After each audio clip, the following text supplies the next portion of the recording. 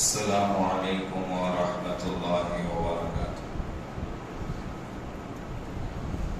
الحمد للہ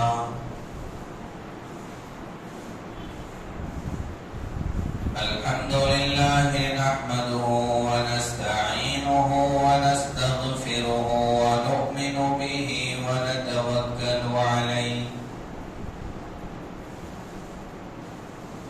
ونعوذ باللہ من شرور انفسنا ومن سیئات اعمالنا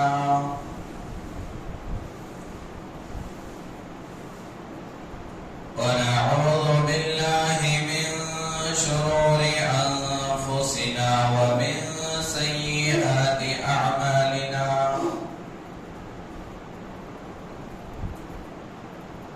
ونعوذ باللہ من شرور انفسنا ومن سیئات اعمالنا من يهده الله فلا مضل له ومن يضلل فلا هادي له ونشهد أن لا إله إلا الله وحده لا شريك له ونشهد أن سيدنا ومولانا محمدا عبده ورسوله أما بعد فقد قال الله تبارك وتعالى في كلامه المجيد والفرقان الحميد فأعوذ بالله من الشيطان الرجيم بسم الله الرحمن الرحيم لن ينال الله لحومها ولا دماؤها ولكن يناله التقوى منكم وقال الله تبارك وتعالى قل إن صلاتي ونسكي ومحياي ومماتي لله رب العالمين صدق الله العظيم وقال النبي صلى الله عليه وسلم من وجد ساعة أن يضحي ولم يضحي فلا يقربن مصلانا أو كما قال عليه الصلاة والسلام۔ معزز سامعین کرام، عزیزان گرامی، تمام تعریفیں اس رب کائنات کے لیے سزاوار ہیں جس رب کائنات نے ہم تمام کو ایک مختصر سی زندگی دے کر دنیا میں بھیجا ہے۔ ذی الحجہ کا مہینہ شروع ہو گیا ہے۔ حضرت ابراہیم علیہ السلام کے امتحانات گزشتہ جمعہ بیان ہوئے تھوڑے۔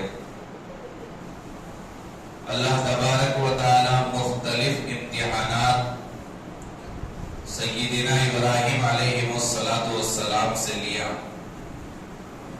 پہلا امتحان جس کا تذکرہ ہوا کہ گھر چھوڑنا پڑا۔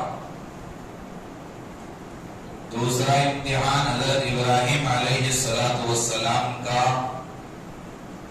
کہ حضرت ابراہیم علیہ السلام اللہ کی اپنے نبی ہونے کی دعوت قوم کو دی۔ اب قوم بھی بجائے ماننے کے حضرت ابراہیم علیہ السلام کی بات کو قبول کرنے کے، حضرت ابراہیم علیہ السلام کی دعوت کو سمجھ کر قبول کر کے ان باتوں پر عمل کرنے کے، قوم نے بھی انکار کیا۔ حضرت ابراہیم علیہ السلام کی بات کو تسلیم نہیں کیے۔ تو پھر اس کے بعد حضرت ابراہیم علیہ السلام مایوس نہیں ہوئے، اپنے مشن پر باقی تھے۔ تو وہ بیلے کا جو واقعہ ہم نے سنا بہت مرتبہ، حضرت ابراہیم کے زمانے میں حضرت ابراہیم کے علاقے میں میلہ ہوا کرتا تھا، جسے آج ہم اپنے یہاں جاترا کہتے ہیں۔ تو ساری قوم، سارے لوگ چلے جاتے تھے جاترے میں، میلے میں۔ تو حضرت ابراہیم کو بھی انہوں نے کہا کہ آؤ، تو وہ تو شریعت کے خلاف کا میلہ تھا، بت پرستی کا میلہ تھا، تو نبی تو گناہوں سے محفوظ رہتا ہے، تو قرآن کہتا ہے فَنَظَرَ نَظْرَةً فِي النُّجُومِ فَقَالَ إِنِّي سَقِيمٌ۔ حضرت ابراہیم چہرہ آسمان کی طرف، ستاروں کی طرف اٹھا کر دیکھا، نظر اٹھا کر دیکھ کر کہا قوم سے انی سقیم، میں بیمار ہوں۔ تو قوم زبردستی نہیں کی، قوم چلی گئی۔ حضرت ابراہیم علیہ السلام کو اچھا موقع ملا قوم کو سمجھانے کا کہ قوم جن بتوں کی عبادت کرتی ہے ان بتوں سے کچھ ہونے والا نہیں ہے، ان بتوں سے کچھ کام، وہ بت انہیں کچھ کام نہیں آئیں گے۔ اب سارا گاؤں، ساری بستی خالی ہو گئی، میلے میں چلی گئی، حضرت ابراہیم اکیلے تنے تنہا گاؤں میں ہیں۔ اب حضرت ابراہیم گئے اس مکان میں جس مکان میں بت رکھے ہوئے تھے، سارے بت ہیں جن کی عبادت، جن کی پرستش، جن کی پوجا قوم کرتی تھی، اس بت خانے میں، بت گھر میں داخل ہوئے۔ اور مختصر عرض کرنا یہ ہے کہ وہاں جا کر ان بتوں سے مخاطب ہو کر حضرت ابراہیم نے کہا کیا ہو گیا تمہیں، بات کیوں نہیں کرتے؟ پہلے کہا بتوں سے، پھر بعد میں کلہاڑی ہاتھ میں لے کر سارے بتوں کو ختم کر دیے سوائے بڑے بت کے۔ سارے بتوں کے ہاتھ پیر توڑ دیے، سارے بتوں کو ختم کیے، اور بڑے بت کے گلے میں کلہاڑی ٹنگا کر، کلہاڑی لٹکا کر آ گئے واپس۔ اب ادھر قوم میلے سے فارغ ہو کر واپس آئی، آ کر بت خانے میں داخل ہوئے، سارا منظر الٹا ہے، سارے بت گرے پڑے ہیں، کسی بت کا ہاتھ نہیں، پیر نہیں، ناک نہیں۔ کتنا غصہ آیا ہوگا قوم کو، پریشان ہو گئے۔ قوم کی زبان من فعل هذا بآلهتنا انه لمن الظالمین، دیکھ کر قوم کی زبان سے نکلا من فعل هذا بآلهتنا، کون کیا ہمارے بتوں کے ساتھ یہ معاملہ، کون ہمارے بتوں کو توڑا، ختم کیا، گرایا۔ انه لمن الظالمین، اور جس نے بھی کیا ہے وہ ظالم ہے، وہ بڑا ظالم، ظالموں میں سے ہے وہ۔ من فعل هذا بآلهتنا انه لمن الظالمین۔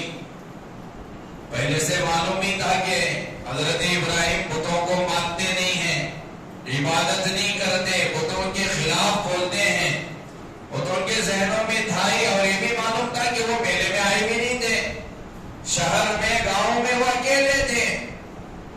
تو قرآن کہتا ہے قالو، آپس میں ایک دوسرے سے وہ کہنے لگے سمعنا فتن، ہم نے ایک نوجوان کے تعلق سے سنا ہے، یذکرہم یقال لہ ابراہیم، جسے ابراہیم کہا جاتا ہے، اس نے کیا ہوگا، اس کے تعلق سے ہم نے سنا تھا، وہ بتوں کے خلاف کہتا ہے، بتوں کو مانتا نہیں ہے، وہی کیا ہوگا۔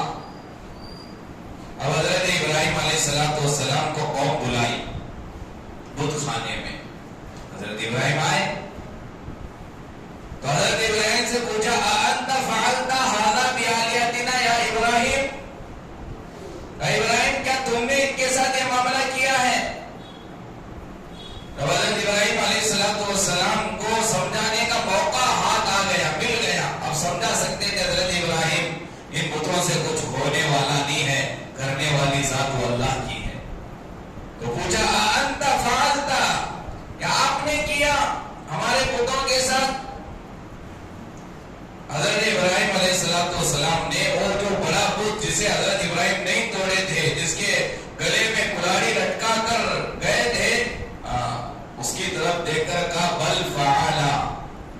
اس نے کیا، یہ ہے نا تمہارا بڑا بت، اس نے تمام کو ختم کیا، چھوٹوں کو.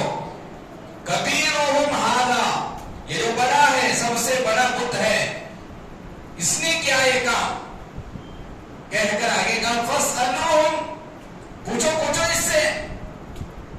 وہ بھی جانتے تھے یہ کہاں بات کرے گا، یہ کہاں سنے گا.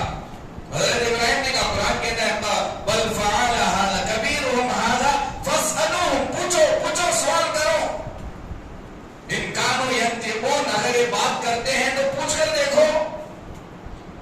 دو دو چار کی طرح کھلی دلیل تھی سامنے کی، ان بتوں سے کچھ ہونے والا نہیں. یہ سمجھانے کے لیے حضرت ابراہیم بتوں کو توڑے تھے، بڑے بت کو باقی رکھے تھے. فاسألوہم ان کانوا ینطقون. قرآن کہتا ہے فرجعوا الی انفسہم فقالوا انکم انتم الظالمون. وہ کہاں پوچھتے، انہیں بھی معلوم تھا کہ یہ بت بات کرنے والا نہیں، یہ بت سننے والا نہیں، یہ بت دیکھنے والا نہیں. انہیں معلوم تھا، یقین تھا. تو بجائے اس بت سے پوچھنے کے کہ بتا ان کو کس نے کیا، قرآن کہتا ہے فرجعوا الی انفسہم، وہ اپنے گریبان کی طرف رجوع ہوئے، وہ اپنے چہروں کو نیچے کیا، کہا انکم انتم الظالمون، اوہ تم ہی تو ظالم ہو، تم ہی تو ظالم ہو. اور خود حضرت ابراہیم علیہ السلام سے کہہ رہے ہیں اے ابراہیم تو جانتا نہیں ہے کہ یہ بات نہیں کرتے. حضرت ابراہیم سے سوال واپس کہہ رہے ہیں، قوم کہہ رہی ہے ثم نكسوا على رؤوسهم فقال الا تنطقون، کیا تم جانتے نہیں ابراہیم کہ یہ بات نہیں کرتے، تم بتاؤ کون کیا. تو حضرت ابراہیم علیہ السلام نے کہا اف لکم، تھو ہے تمہاری ذات پر، اف لکم ولما تعبدون من دون اللہ، تمہاری ذات پر بھی تھو ہے، اور جن بتوں کی تم عبادت کرتے ہو ان پر بھی تھو ہے. ایسے بتوں کی تم عبادت کرتے ہو ما لا ينفعکم شیئا ولا یضرکم، جو نہ تمہیں فائدہ پہنچا سکتے ہیں اور نہ تمہارے نقصان کو دور کر سکتے ہیں. ایسے بتوں کی عبادت کر رہے ہو تو تمہاری ذات پر، تمہاری زندگی پر اور تمہارے ان بتوں پر تھو ہے، افسوس ہے. کیوں کرتے ہو ایسے بتوں کی عبادت؟ اتنا سب کچھ حضرت ابراہیم علیہ السلام سمجھانے کے باوجود ماننا تھا، بجائے ماننے کے ضدی ہو گئے. اسی لیے قرآن کے ان واقعات کو سامنے رکھتے ہوئے علماء نے لکھا ہے جو بندہ ضدی ہوتا ہے اللہ اسے ہدایت نہیں دیتا. ضدی کبھی سدھرتا نہیں، ضدی کو دلیل سمجھ میں نہیں آتی. متکبر، جس میں تکبر بھرا پڑا ہو، جس میں انانیت پڑی ہو، جس کے اندر ضد کی صفت، بری صفت ہو، وہ کبھی صحیح کو مانتا نہیں، وہ اپنی بات پر اڑا رہتا ہے. قوم ضدی تھی، متکبر تھی، بجائے ماننے کے اب یہ معاملہ لے کر چلے گئے بادشاہ کے پاس، نمرود کے پاس. حضرت ابراہیم کا یہ تیسرا امتحان تھا بادشاہ نمرود کے پاس. درمیان میں آپ سمجھیں نمرود اس کا نام نہیں، نمرود اس دور کے جو بادشاہ بنتا تھا اس کا لقب ہوتا تھا. اس زمانے میں جو بادشاہ تھا جس کا نام نہیں مل رہا تفسیروں میں، اس کا لقب نمرود تھا. نمرود بادشاہ کا نام نہیں، وہ لقب. جو بھی بادشاہ بنتا اسے، جیسے ہمارے پرائم منسٹر کو پرائم منسٹر کہا جاتا ہے، یہ تھوڑی نام ہوتا ہے، یہ لقب ہوتا ہے، یہ عہدہ ہوتا ہے. تو اس زمانے کے بادشاہ کو نمرود کہا جاتا تھا. یہ سارا معاملہ گیا نمرود کی خدمت میں، نمرود کے پاس. اب اس نے بھی حضرت ابراہیم کو بلایا. تو نبی کسی کے سامنے، اور اسی طرح جو حق پر ہوتا ہے، جو سچا ہوتا ہے، وہ کسی کے سامنے کھڑے ہونے سے اور کسی کے سامنے حق بات بولنے سے کبھی ڈرتا نہیں ہے.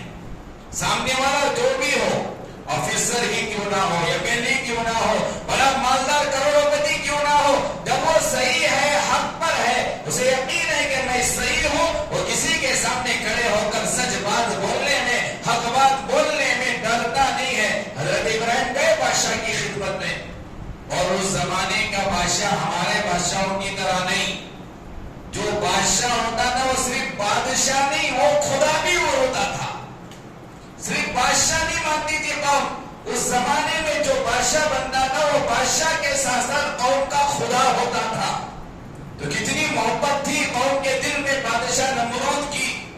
تو ان کا خدا ہے کیونکہ وہ خدا اس لیے مانتے تھے کہ اسی کی وجہ سے ہمارے گھر کا چولہا سلگتا ہے, اسی کی وجہ سے ہمارے مسائل حل ہوتے ہیں. جس سے ہمارے مسئلے حل ہو وہ ہمارا صرف بادشاہ نہیں, وہ ہمارا خدا بھی ہے. تو خیر مختصر عرض کرنا یہ ہے کہ بادشاہ نمرود کے پاس حضرت ابراہیم کو بلایا گیا. اب حضرت ابراہیم پہنچے. اب تیسرے پارے میں وہ سارا واقعہ اللہ نے بیان کیا.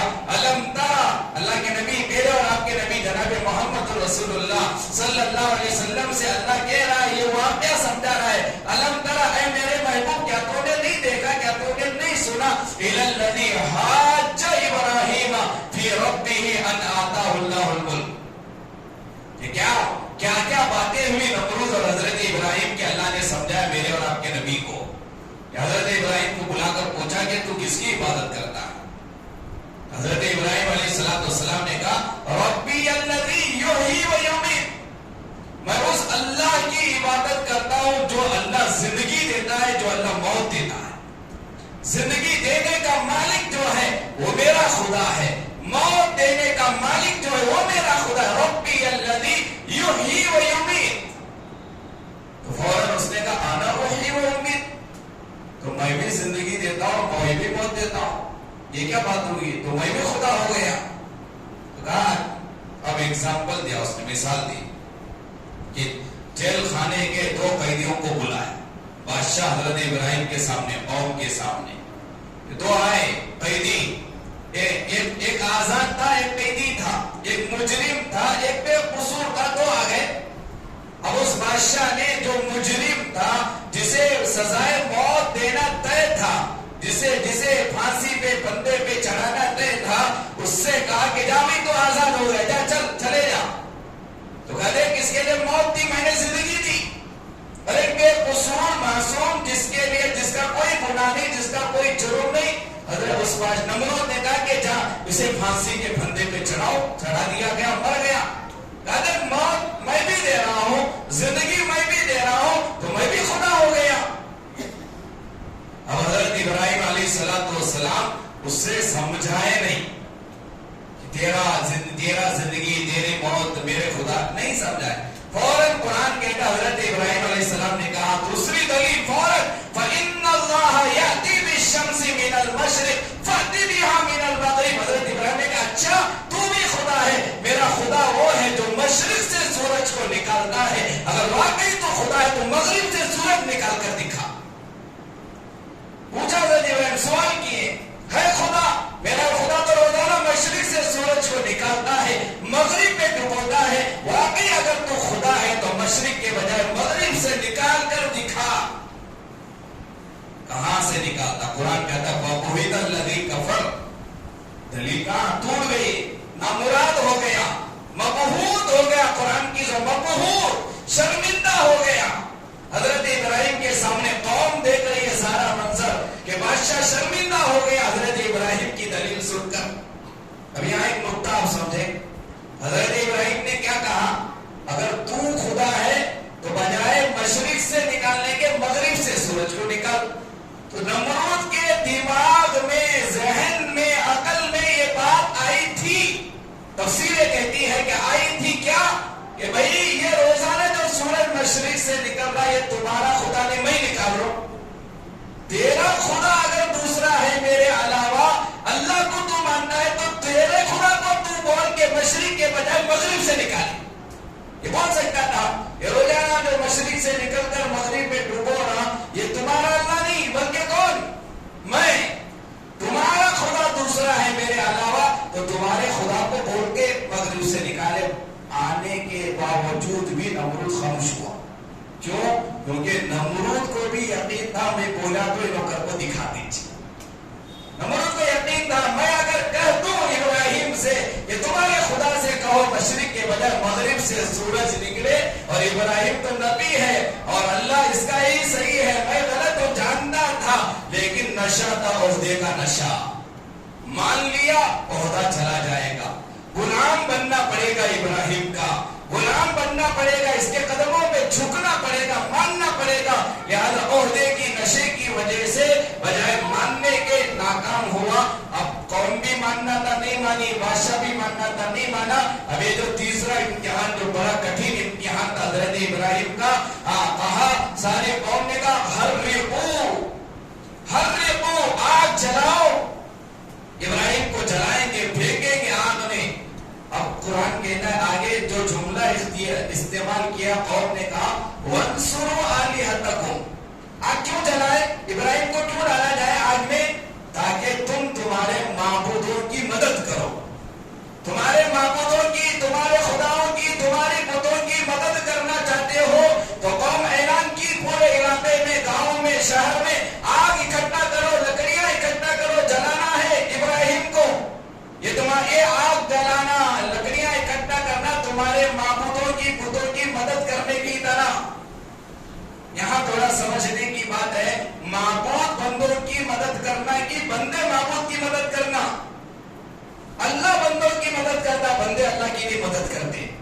معبود بندوں کی مدد کا محتاج نہیں ہوتا، معبود بندوں سے خدمت نہیں لیتا. جو خدمت لینے کے لائق ہو وہ معبود ہی نہیں ہو سکتا. یہ سب کچھ جاننے کے باوجود آگ جلائی گئی. اب یہاں تیسرے امتحان حضرت ابراہیم علیہ السلام کی سیرت سے مختصر عرض کرنا یہ ہے کہ انسان کبھی بھی شریعت کے مقابلے میں اپنے عقل کا استعمال نہ کریں، شریعت کو فالو کریں. عقل جو کہتی ہے اسے نہیں دیکھیں گے، قرآن جو کہتا ہے اسے دیکھیں گے. عقل جو کہتی ہے اسے نہیں دیکھیں گے، حدیث جو کہتی ہے اسے دیکھیں گے. عقل جو کہتی ہے اسے نہیں دیکھیں گے، شریعت کیا کہتی ہے اسے دیکھیں گے. وہاں عقل ظاہر میں حضرت ابراہیم کی یہ کہہ رہی تھی کہ یہ آگ تجھے جلائے گی، یہ آگ تجھے ختم کرے گی، یہ آگ تجھے فنا کرے گی، تیری جان چلی جائے گی. یہ تو عقل کہہ رہی تھی، ظاہری چیزیں کہہ رہی تھی. لیکن حضرت ابراہیم وہ خلیل اللہ تھے، اللہ کے جگری دوست تھے، وہ نبی تھے. وہ جانتے تھے کہ شریعت کے مقابلے میں عقل کا کوئی دخل نہیں ہے. لیکن عقل کو حضرت ابراہیم نے درمیان میں نہیں لایا، کہا کہ وہی ہوتا ہے جو خدا کرتا ہے. تو عقل کو کبھی درمیان میں نہیں لانا شریعت کے مقابلے میں. آگ جلائی گئی، ڈالا گیا. اللہ نے فوراً حضرت لکھا ہے تفسیر میں اس وقت میں جس وقت میں حضرت ابراہیم کو پھینکنے کا وقت آیا، بس چند سیکنڈوں میں، چند منٹوں میں حضرت ابراہیم کو پھینکنا ہے. اس وقت میں حضرت جبرائیل آئے حضرت ابراہیم کے پاس کہ میں تمہاری مدد کے لیے آیا ہوں، میری مدد کی ضرورت ہو تو مجھے استعمال کرنا. تو حضرت ابراہیم نے کہا کہ جبرائیل مجھے تیری مدد کی ضرورت نہیں، اللہ میرے لیے کافی ہے. جبرائیل سید الملائکہ، فرشتوں کے سردار سے حضرت ابراہیم نے کہا آج تیری مدد کی بھی مجھے ضرورت نہیں، میرا اللہ میرے لیے کافی ہے. اتنا کہنا تھا. قرآن کہتا یا نار کونی بردا و سلاما علی ابراہیم. اللہ نے آگ سے کہا کیسا حکم، پیارا حکم. میں ہوتا، آپ ہوتے تو کہتے آگ سے کہ ٹھنڈی ہو جا. تو اللہ کا انداز یہ نہیں ہے. قرآن آپ سمجھے، بردا و سلاما علی ابراہیم. ٹھنڈی کیسی ٹھنڈی؟ سلامتی والی ٹھنڈی ہو جا. ٹھنڈی ہونے کا حکم نہیں، سلامتی کے ساتھ ٹھنڈی ہونا. کیا مطلب ہے؟ تفسیر میں لکھا ہے اس کا مفہوم یہ ہے کہ اتنی ٹھنڈی بھی نہ ہو کہ ٹھنڈ کی وجہ سے ابراہیم کو تکلیف پہنچے، اور اتنی گرم بھی نہ کہ گرمی کی وجہ سے ابراہیم کو تکلیف پہنچے. نہ زیادہ گرم نہ زیادہ ٹھنڈی، درمیانی. یہ اللہ کا حکم تھا آگ کے لیے، نہ زیادہ ٹھنڈ نہ زیادہ گرم، درمیانی ہونا. اب یہ امتحان میں بھی 100% کامیاب. آگ سے نکلے اور پھر سارا واقعہ گئے. وہاں حضرت حجرہ سے نکاح ہوا. اب نکاح ہوا، بڑھاپے کے عالم میں پہنچے ہیں. بڑھاپا، جوانی میں نکاح کے بعد اولاد نہیں ہوئی، پھر بڑھاپے کے اندر سارا سے نکاح ہوا، پھر حاجرہ، پھر اس کے بعد بڑھاپے کے عالم میں دعا کیے، بچہ ہوا، اسماعیل پیدا ہوئے. تھوڑا سوچیں، ایک تو بڑھاپے میں اولاد کا ملنا، بیٹا ملنا، اور اس بڑھاپے کے عالم میں بچہ ملتا ہے تو باپ کے دل میں اس بچے کی کتنی محبت ہوتی ہے، کتنا چاہتا ہے باپ اس بچے کو جو بڑھاپے میں اللہ نے دیا. لکھا ہے تفسیر میں حضرت ابراہیم علیہ السلام کی عمر ایک روایت کے مطابق 87 تھی. 87 سال کی عمر میں حضرت اسماعیل پیدا ہوئے. تو کتنی محبت ہوگی. اب چوتھا امتحان حضرت ابراہیم کا یہ تھا کہ اللہ تعالیٰ حضرت ابراہیم کے دل میں صرف اپنی محبت دیکھنا چاہتے تھے, کسی اور کی نہیں. ابراہیم کے دل میں صرف اپنی محبت ہو, کسی اور کی نہ ہو. تو حضرت ابراہیم علیہ السلام کو اللہ نے حکم دیا, بیوی ہاجرہ اور بیٹے اسماعیل کو جاؤ ایسے جنگل میں چھوڑ کر آنا جسے قرآن کہتا ہے بِوَادٍ غَيْرِ ذِي زَرْعٍ عِنْدَ بَيْتِكَ الْمُحَرَّمِ, جہاں انسان تو دور کی بات جانور بھی نہیں, انسان بھی نہیں, جانور بھی نہیں, چرند پرند کچھ نہیں. زی زرع کے مطلب لکھا ہے تفسیر میں کہ ایسی وادی, ایسا جنگل جہاں پیڑ پودے بھی نہیں, نہ پانی, نہ پیڑ پودے, نہ جانور, نہ چرند, نہ پرند, وہاں چھوڑنے کا حکم دیا. دو چیزیں لے کر گئے تھے, ایک پانی کا مشکیزہ تھا, ایک تھیلی تھی جس میں کھجور تھے, کھجور کی تھیلی, پانی کا مشکیزہ حضرت ابراہیم لیے, بیوی کو لیے, ساتھ میں دودھ پیتا بچہ, بولنے والا نہیں, دودھ پیتا بچہ. اب لے کر گئے, جا کر چھوڑ دیے, واپس آنے لگے. حضرت ابراہیم کے اس طرح پیر کو اس طرح بیوی ہاجرہ نے پکڑ کر پوچھا, ایسے جنگل میں جہاں کچھ نہیں چھوڑ کر جا رہے ہو, کچھ کہہ نہیں رہے ہو, زبان سے کوئی لفظ نہیں نکل رہا, کیوں چھوڑ کر جا رہے ہو؟ حضرت ابراہیم خاموش, کوئی جواب نہیں. دوبارہ پوچھا حضرت ابراہیم خاموش, تیسری مرتبہ پوچھا خاموش. حضرت ہاجرہ کی زبان سے نکلا کہ اللہ کا حکم ہے, کہ اللہ کا حکم ہے یہاں چھوڑنے کا. حضرت ابراہیم نے تفسیر میں لکھا, اشارے سے کہا ہاں ہاں اللہ کا حکم ہے. تو فوراً حضرت ہاجرہ, وہ بھی نبی کی بیوی تھی, وہ بھی تربیت یافتہ تھی, فوراً حضرت ابراہیم سے کہا جاؤ, اگر اللہ کا حکم ہے تو اللہ ہمیں اس جنگل میں بھی ضائع نہیں کرے گا. یہاں بھی پالنے والا اللہ, وہاں بھی پالنے والا اللہ. اللہ کا حکم ہے تو ہمیں تمہاری ضرورت نہیں, جاؤ ابراہیم جاؤ, اللہ ہمیں ضائع نہیں کرے گا. حضرت ابراہیم علیہ السلام نکلے ہیں. اب ظاہر بات ہے, بیوی کو چھوڑ کر, دودھ پیتے بچے کو چھیڑ کر ایسے جنگل میں چھوڑ کر جا رہے ہیں. کیسا دل ہوگا, کتنے دل روتا ہوگا. حضرت ابراہیم کے آنکھ سے آنسو جاری ہو گئے اور اللہ کے بارگاہ میں ہاتھ اٹھا کر اللہ سے کہنے لگے, ربنا لیقیموا الصلاۃ فاجعل افئدۃ من الناس تهوی الیہم وارزقہم من الثمرات لعلہم یشکرون. یہ قربانی کے بعد, بیوی کو چھوڑنے کی قربانی, دودھ پیتے بچے کو چھوڑنے کی قربانی کے بعد اللہ کے بارگاہ میں ہاتھ اٹھا کر حضرت ابراہیم نے کہا فجعل افئدۃ من الناس, اللہ یہ جو جنگل ہے جہاں نہ چرند ہے, نہ پرند ہے, نہ جہاں انسان ہے, نہ جہاں کھیتی باڑی ہے, جہاں نہ درخت و پودے ہیں, جہاں نہ پانی ہے, اللہ ایسی گھٹیا جگہ پر جس جگہ یہ کوئی چیز نہیں, کوئی نعمت نہیں ہے, فجعل افئدۃ من الناس, لوگوں کے دلوں کو یہاں مائل کر, لوگوں کے دلوں میں ایسی اس جگہ کی محبت کو پیدا کر, تہوی الیہم, تاکہ لوگ اس کی محبت میں آئیں, جوک در جوک آئے, قافلہ در قافلہ آئے, ہزاروں کی تعداد میں آئے, لاکھوں کی تعداد میں آئے. وہ قربانی کے بعد حضرت ابراہیم نے دعا کی, اللہ نے اس دعا کو قبول کیا. آج لاکھوں کی تعداد میں لوگ حج کو جا رہے ہیں. لکھا ہے اس کے, یہ سبق ہمیں دیا گیا, دعا ایسے ہی قبول نہیں ہوتی. دعا قبول کروانا چاہتے ہیں تو پہلے قربانی دینا شرط ہے. بغیر قربانی دیے کہ دعا کیسے قبول ہوگی؟ پہلے اللہ کو کچھ دو, پھر اللہ تمہیں دے گا. پہلے قربانی دو, سنت پر چل کر خواہشات کی قربانی دو, نیک کی قربانی دے کر نماز پڑھو, پھر اللہ تمہارے مسائل حل کرے گا. حضرت ابراہیم کی یہ قربانی, بیوی کو بچے کو چھوڑنے کی قربانی, تو دو دعائیں تھی. نمبر 1, فجعل افئدۃ من الناس تهوی الیہم, کہ اللہ لوگوں کے دل کو اس جگہ کی طرف مائل کر, محبت ڈال. آج کون نہیں چاہتا مسلمان حج کرنا, کون نہیں چاہتا مسلمان کعبے کی زیارت کرنا, وہاں جانا. ایک غریب سے غریب کے دل میں بھی خواہش ہوتی ہے, تمنا ہوتی ہے کہ میں بھی عمرہ کروں, میں بھی حج کروں. یہ جو محبت پیدا ہوئی حضرت ابراہیم کی دعا کا صدقہ, یہ حضرت ہاجرہ کی قربانی کا صدقہ, یہ حضرت اسماعیل کی قربانی کا صدقہ, اللہ نے اس کی وجہ سے آج ہمارے دلوں میں اس جگہ کی محبت کو ڈالا ہے. فجعل افئدۃ من الناس تهوی الیہم, اور دوسرا کہا وارزقہم من الثمرات, اللہ یہاں جہاں کھانے کے لیے کچھ نہیں ہے, صرف ایک تھیلی میں تھوڑے تھوڑے کھجور دے کر آ رہا ہوں اور پانی کا ایک مشکیزہ ہے. اللہ ورزقہم یہاں آنے والوں کے لیے رزق کا انتظام کر. حضرت ابراہیم نے کہا تھا اس وقت ورزقہم رزق کا انتظام کر. اور کون سا رزق؟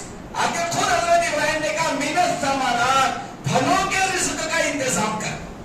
آج عرب میں مکے میں وہاں ریتیلی زمین ہے, فروٹس پختہ نہیں ہے, لیکن وہاں جانے والے وہاں رہنے والے وہ تمام فروٹس وہ تمام پھل کھاتے جو باہر والے نہیں کھاتے. حضرت ابراہیم کے دعا کا صدقہ ورزقوں میں اللہ یہاں والوں کے لیے روزی کا انتظام کر, پھلوں کا انتظام کر. اور پھلوں کے ذریعے سے یہاں روزی پہنچا.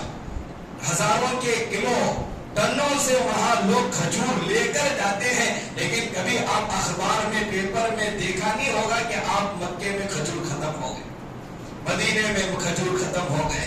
نہیں, کتنے لوگ لاتے ہیں پوری دنیا میں, وہاں سے کھجور جاتے ہیں وہاں سے, لیکن وہاں سے کھجور ختم نہیں ہوتا. اور پھر وہ واقعہ 10-15 منٹ آپ زیادہ لیں گے آپ کا مطلب, کیونکہ آئندہ جمعہ عید ہو گئی رہتی اور بیان نہیں کر سکتے اس عنوان پر. تو خیر حضرت ابراہیم کی اس قربانی یہ دعا قبول ہو گئے.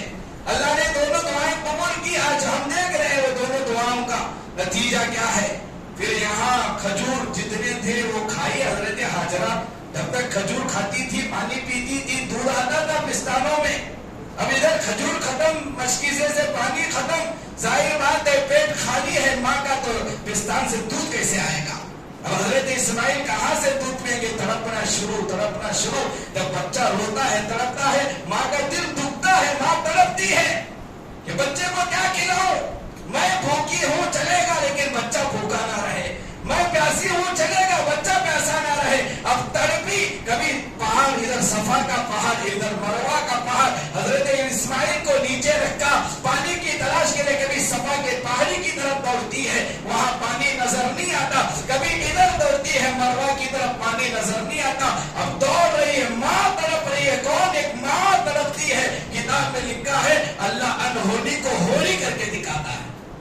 ماں آج تڑپتی نہیں اپنے بچوں کے لیے, اولاد کے لیے. آج مائیں اپنے بچوں کی تربیت کے لیے روتی نہیں, مانگتی نہیں اللہ سے. اس لیے آج ہمارے بچے بگڑے ہوئے ہیں. لکھا ہے تفسیر میں, حدیث علماء نے لکھا ہے جب تک ماں نہیں روتی بچے نہیں بنتے. حضرت اسماعیل کی ماں تڑپ رہی ہے, جا رہی ہے کبھی صفا پر کبھی مروہ پر, 7 چکریں کاٹی. اللہ کو رحم آیا, اللہ نے حضرت جبرائیل کو بھیجا. حضرت اسماعیل جو بچہ معصوم بچہ تڑپ رہا تھا, بھٹک رہا تھا, رو رہا تھا, اس کے ایڑی کے نیچے سے اللہ نے زمزم کو نکالا. یہ برکتوں والا پانی یہ قربانی کے بعد ملا. حضرت حاجرہ کی قربانی کے بعد, حضرت اسماعیل کی قربانی کے بعد, حضرت ابراہیم کی قربانی کے بعد اللہ نے یہ پانی عطا کیا. قیامت تک یہ پانی نکلتا رہے گا. دنیا کے سارے کنویں ختم ہو سکتے ہیں, سارے سمندر سوکھ سکتے ہیں, لیکن ان حضرات کی قربانی کے نتیجے میں جو پانی نکلا وہ کبھی ختم ہونے والا نہیں. اور پورے دنیا کے کونے کونے میں یہ پانی جاتا ہے, لیکن کبھی ہم نے سنا نہیں, دیکھا نہیں, کسی نے کہا نہیں کہ اب پانی ختم ہو گیا زمزم کا. اور ان قربانیوں کے نتیجے میں اللہ نے اس پانی میں یہ خاصیت رکھی. میرے آپ کے آقا جناب محمد رسول اللہ صلی اللہ علیہ وسلم نے کہا زمزم کا پانی وہ پانی ہے جس نیت کے ساتھ پیو گے اللہ اس نیت کو پورا کرے گا. بیمار شفا کی نیت سے پیے گا اللہ شفا نصیب کرے گا. بھوکا بھوک مٹانے کی نیت سے پانی پیے گا تو پانی کے ذریعے سے اللہ بھوک مٹائیں گے. بیمار کو شفا اس پانی میں رکھا ہے اللہ نے, بھوک مٹانے کی طاقت اللہ نے اس پانی میں رکھا ہے. جس نیت کے ساتھ پیو گے اللہ اس نیت کو پورا کرے گا. کیوں؟ کیونکہ یہ پانی قربانیوں کے بعد آیا ہے, قربانیوں کے صدقے میں آیا ہے. اب اس امتحان میں بھی حضرت ابراہیم کامیاب ہو گئے, 100% کامیاب ہو گئے. اب حضرت اسماعیل کی عمر زیادہ ہوئی. تفسیر میں لکھا ہے 11 سال کی عمر تھی, ایک روایت میں 7 سال کی, 3 طرح کی روایتیں 11, 7, 13. حضرت اسماعیل کی عمر ہو گئی. اب قرآن کہتا ہے فَبَشَّرْنَاهُ بِغُلَامٍ حَلِيمٍ فَلَمَّا بَلَغَ مَعَهُ السَّعْيَ. اب حضرت اسماعیل چلنے کے قابل ہو گئے, تھوڑا بڑے ہو گئے, یعنی 7 سال کے یا 11 یا 13 سال کی عمر ہو گئی, بس تھوڑی عمر کو پہنچے. قال فلما بلغ معه غصہ قال یا بنی انی ارا فی المنام انی اذبحک فانظر ماذا ترى. مختصر عرض کرنا یہ ہے حضرت ابراہیم علیہ السلام کو خواب میں، جاگتے میں نہیں، خواب میں، سونے کی حالت میں، خواب میں حضرت ابراہیم کو دکھایا گیا کہ حضرت ابراہیم حضرت اسماعیل کو ذبح کر رہے ہیں. حضرت ابراہیم نبی تھے، خلیل اللہ تھے، جانتے تھے. میں مختصر عرض کر رہا ہوں، وقت ہو گیا ہے. حضرت ابراہیم سمجھ گئے کہ اللہ کا حکم ہے اسماعیل کو ذبح کرنے کا. میں ہوتا، آپ ہوتے تو کہتے خواب کی باتیں کہاں جی سچی رہتی، کیا دیکھتی وہ سچی چلتا کیا. لیکن حضرت ابراہیم تھے، انہوں نے وہ سمجھ گئے کہ وہ حکم ملا ہے ذبح کرنے کا اسماعیل کو. قال یا بنی انی ارا فی المنام انی اذبحک فانظر ماذا ترى. قرآن کہتا ہے حضرت ابراہیم کو جیسے ہی حکم ملا، معصوم بچہ 7، 11، 13 سال کا جو بچہ تھا، اتنا معصوم بچہ بڑھاپے کی حالت میں حضرت اسماعیل پیدا ہوئے. اب یہ 7، 11 سال کی عمر میں پہنچے. کتنی پیاری زبان ہوگی. اس سے پہلے قرآن کہا ہے فبشرناہ بغلام حلیم. اے ابراہیم تیری دعا کی برکت سے تجھے جو ہم بیٹا دے رہے ہیں وہ حلیم ہوگا، نرم مزاج ہوگا، بردبار ہوگا، وہ ماں باپ کا فرما بردار ہوگا، وہ ماں باپ کے حقوق ادا کرنے والا ہوگا، وہ کبھی نافرمانی نہیں کرے گا. اگر ہمارا بچہ شرابی ہو، کبابی ہو اور ماں باپ کا نافرمان ہو، گنہگار ہو، ویسے بچے کو بھی کوئی ماں ذبح کرنا نہیں چاہتی. شرابی، کبابی، ماں باپ کا نافرمان، ماں باپ کا دل دکھانے والے بچے کے باپ کو کہو جا تیرے بچے کو ذبح کر. کوئی ذبح کرتا نہیں کرتا. یہاں تو فرما بردار بچہ، معصوم بچہ، کبھی نافرمانی اس نے نہیں کی اپنے باپ کی، اپنے ماں کی. ویسے معصوم بچے کو ذبح کرنے کا حکم ملا. حضرت ابراہیم تیار ہو گئے. بغلام حلیم، حلیم جن کی صفت قرآن بیان کر رہا. اور حضرت ابراہیم علیہ السلام کو حکم ملا تھا. اس حکم کو حضرت اسماعیل جانتے نہیں تھے.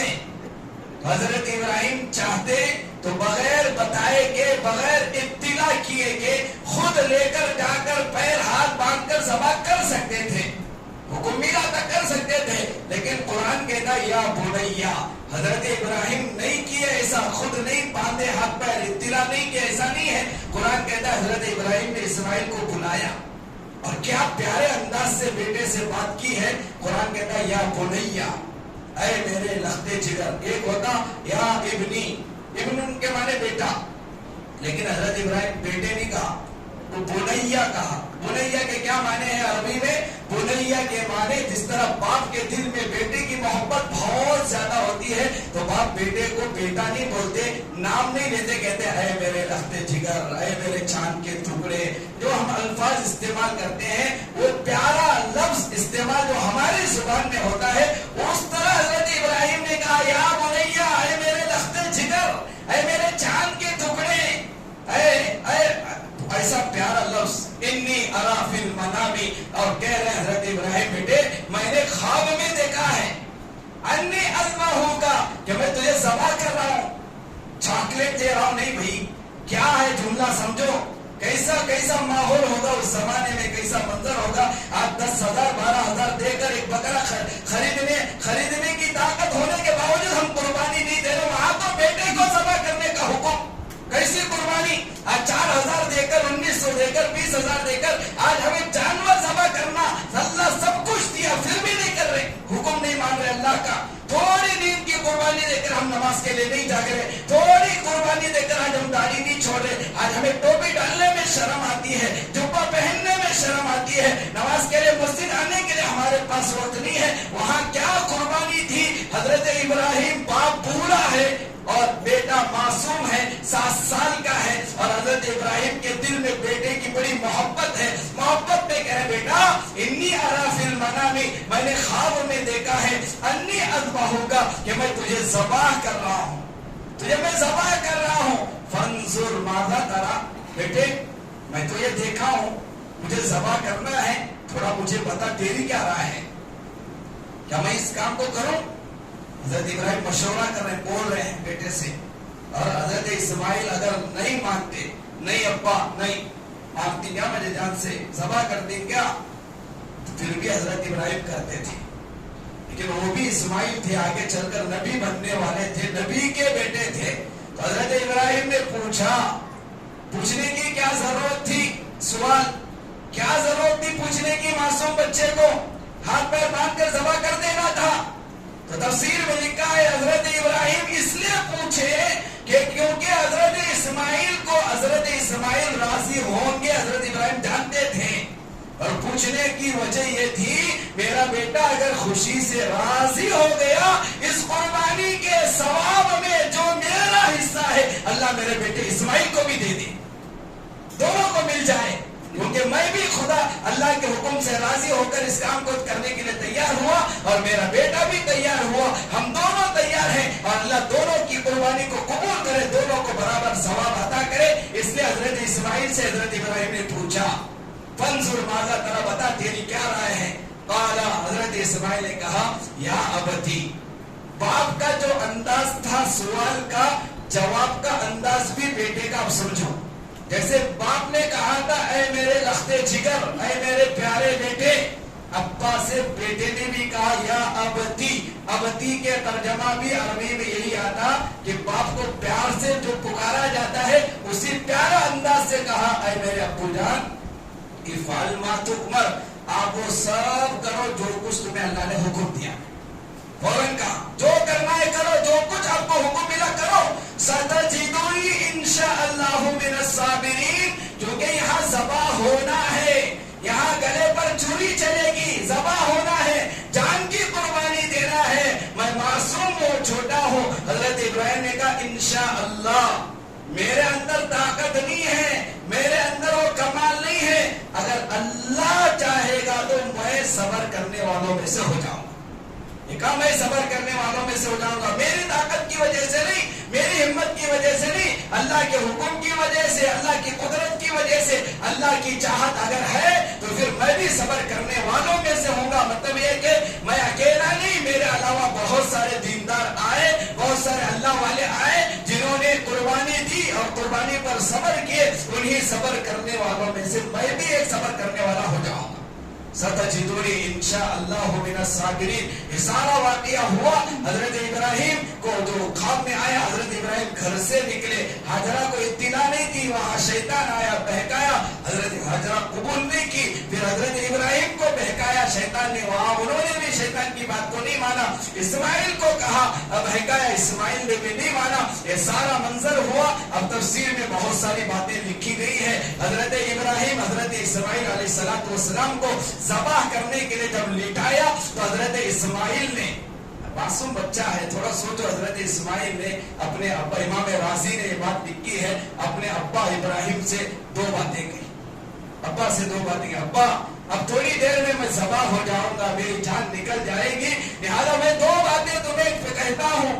حضرت ابراہیم کے آنکھ سے آنسو جاری ہوئے, حضرت اسماعیل کے آنکھ سے جاری ہو گئے آنسو. حضرت ابراہیم لٹائے حضرت اسماعیل کو. حضرت ابراہیم نے حضرت اسماعیل کے یہاں پیشانی پر بوسہ دیا, چوما, پیار سے بیٹے کو چوما.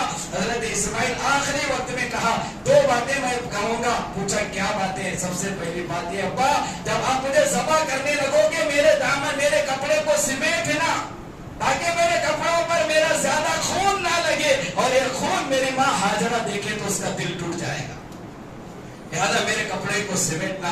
اور دوسرا کہا کہ ابا میرا سلام میری ماں کو سنانا, میرا سلام سنانا, میرے پر کپڑوں کو سمیٹنا. فلما اسلم وتلہ للجبین, قرآن کہتا ہے کہ کروٹ منہ کے بل حضرت اسماعیل کو حضرت ابراہیم لٹائے اور چھری پہلی مرتبہ چلائے, چھری نہیں چلی, اور ادھر چھری دوبارہ تیز کر کے چلائے, چھری نہیں چلی. تیسری مرتبہ چھری تیز کر کے چلائے, چلنے کے لیے تیار نہیں. حضرت ابراہیم پریشان ہوئے. خطیب کے انداز میں اگر اسے بیان کیا جائے, حضرت ابراہیم پریشان ہو کر چھری سے کہنے لگے چھری چلتی کیوں نہیں ہے. اللہ نے چھری کو بھی گویا کہ زبان دی, چھری گویا کہ یوں کہنے لگی اے خلیل کیسے چلوں. خلیل کہتا ہے چل, جلیل کہتا ہے نہ چل. خلیل کی مانو, جلیل کی مانو بتا. خلیل تو کہتا ہے چل, جلیل اللہ کہتا ہے مت چل. خلیل کی مانو یا جلیل کی مانو؟ اب یہ سارا منظر, چھری چل رہی ہے, چلنے کے لیے تیار نہیں. حضرت ابراہیم علیہ السلام یہ کر رہے ہیں. حضرت جبرائیل آئے, حضرت جبرائیل परेशान कि अब चली हजरत इस्माइल कट जाएंगे। तो फौरन दूर से ही हजरत जिब्राइल कहने लगे अल्लाहु अकबर अल्लाहु अकबर। हजरत जिब्राइल की जुबान से निकला हुआ जुमला। अब हजरत इब्राहिम के हाथ में छुरी है, चल नहीं रही है। हजरत इब्राहिम ने कहा ला इलाहा इल्लल्लाह अल्लाहु अकबर। उन्होंने कहा अल्लाह अकबर अल्लाह अकबर, इन्होंने कहा ला इलाहा इल्लल्लाह अल्लाह अकबर। अगर मासूम हजरत इस्माइल लिटे हुए हैं, वहीं से कहा अल्लाहु अकबर वलिल्लाहिल हम्द। यह है तकबीर तशरीफ। इसकी तारीख तो 9 ज़िलहिज्जा की फजर से 13 ज़िलहिज्जा के असर तक 5 दिन एक मर्तबा जो पढ़ी जाती है, जिसका पढ़ना जरूरी वाजिब है। ये उस वक्त में हुआ, ये कुर्बानी के वक्त में। हजरत जिब्राइल ने कहा था अल्लाहु अकबर अल्लाहु अकबर, इब्राहिम ने कहा था ला इलाहा इल्लल्लाह अल्लाहु अकबर, इस्माइल ने कहा था अल्लाहु अकबर वलिल्लाहिल हम्द। ये अल्लाह को ये जुमले इतने पसंद आए, हर साल बकरीद के मौके पर कुर्बानी के दिनों में ये 5 दिन तक, यानी 9 ज़िलहिज्जा की फजर से 13 ज़िलहिज्जा की असर तक ये कहने के लिए कहा गया, वाजिब करार दिया गया। और भी बहुत सारी बातें कुर्बानी के उन्वान पर बतानी थी, वक्त काफी हो गया।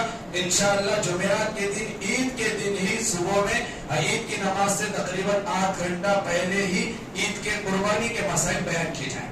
अभी वक्त नहीं है, कुर्बानी के जो भी मसाइल हैं आप इनफरादी पूछना चाहें पूछ ले, वरना ज़बाह के मसाइल, गोश्त के तकसीम के मसाइल वगैरह इंशाअल्लाह ईद की नमाज का जो वक्त हमारा तय हुआ वो 7 बजे यहाँ जमात खड़ेगी।